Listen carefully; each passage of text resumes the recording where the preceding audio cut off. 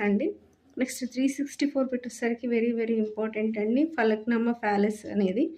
ఈ ఫలక్నామా ప్యాలెస్ నిర్మాత ఎవరు అంటే సర్వికార్ ఉల్ ఉమ్రా. ఈ ఫలక్నామా ప్యాలెస్ అనేది ఇప్పటివరకు కూడా చాలా ఫేమస్ అండి హైదరాబాద్‌లో. ఇప్పటికి కూడా చెక్కు చెదరకుండా ఉంది కాబట్టి దీని నిర్మాత ఎవరంటే సర్వికార్ ఉల్ ఉమ్రా. రూపశిల్పి ఎవరు మరి అని అంటే విలియం వార్డ్ మారెట్.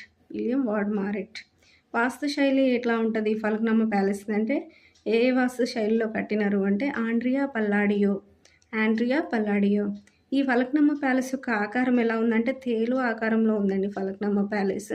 అసలు ఈ ఫలక్నామా ప్యాలెస్‌కి ఫలక్నామా అనే పేరు ఎందుకు పెట్టినారు? దాని అర్థం ఏంటి అనంటే, ఫలక్నామా అంటే అర్థం ఆకాశ దర్పణం.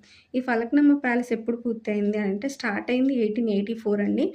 అంటే ఇప్పుడు మనం మీర్ మెహబూబ్ అలీ టైం పీరియడ్‌లో జరిగిన ఇంపార్టెంట్ థింగ్స్ డిస్కస్ చేస్తున్నాం కాబట్టి ఆయన టైంలోనే 1884లో స్టార్ట్ అయిందండి. కంప్లీట్ ఎప్పుడైందంటే 1893 అండి. ఆయన టైంలోనే కంప్లీట్ అయిందంటే ఆల్మోస్ట్ 10 ఇయర్స్ టైం తీసుకుందండి ఈ ఫలక్నామా ప్యాలెస్ కట్టడం కోసము. దీంట్లో ఉన్న స్పెషాలిటీ ఏంటంటే ఈ ఫలక్నామా ప్యాలెస్‌లో నిర్మాణంలో ఇటలీ రాయి వాడినారండి. అంతేకాకుండా ఇంగ్లాండ్ నుంచి తీసుకొచ్చిన చెక్కను వాడినారండి.